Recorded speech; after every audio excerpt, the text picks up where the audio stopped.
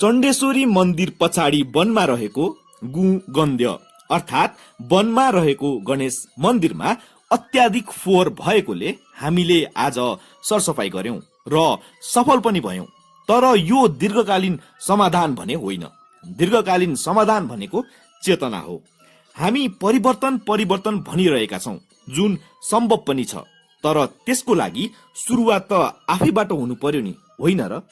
तपाईहरू घुम्न आउँदा या मन्दिर दर्शन गर्न आउँदा आफूले ल्याएका प्लास्टिक जन्य सरसामानहरू जथाभावी नफाली या फाल्ने ठाउँ नभए आफैसँग फिर्ता ल्याउने बानी बसाल्नुपर्छ। यसो गर्ने हो भने हाम्रो पर्यावरणमा केही सुधार पक्कै हुन्छ। त्यसो नगर्ने हो र यसै गरी जथाभावी फोहोर गर्ने हो भने यसले मानिस मात्रै नभई जनावर, चराचुरुङ्गी, बोट बिरुवादेखि हरेक कुरालाई असर पार्छ। प्रकृति नै तहस नहस पार्छ। यो सब कुरा हामीलाई थाहा छ, तर पनि हामी त्यही गल्ती गर्छौं अनि विकासका ठूला ठूला भाषण गर्छौं।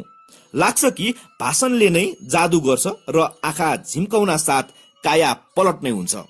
यो सरसफाई गर्न हामीले आह्वान गरेका नै हौं, साथ सहयोग गरिदिनुस् भनेर। तर कोही आएनन्। यसमा चित्त दुखाइ छैन र साथ सहयोग गर्नै पर्छ भन्ने पनि छैन।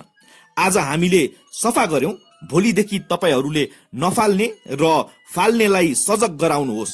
यो हामीले गरेको सरसफाई भन्दा ठूलो योगदान हुनेछ, जसले गर्दा कहिले फोहोर नै हुने छैन।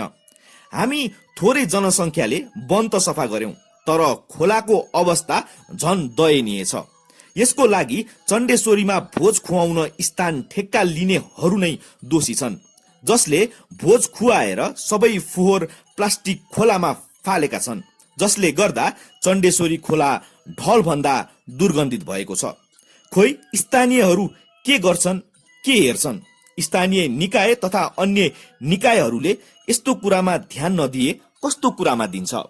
चण्डेश्वरी मन्दिर भित्र सफा जस्तो देखाएर वरिपरि नाक थुनेर हिँड्नु पर्ने बनाएको छ, तर कसैलाई चासो नै छैन।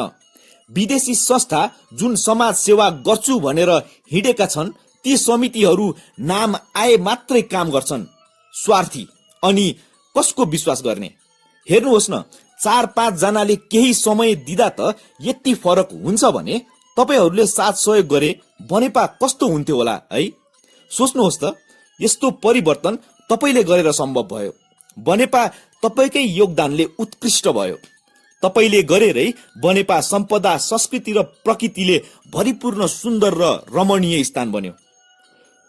सोच्दा नै कति आनन्द मिल्छ नि है? तर साँच्चीकै त्यो सम्भव पनि छ तपाईबाटै।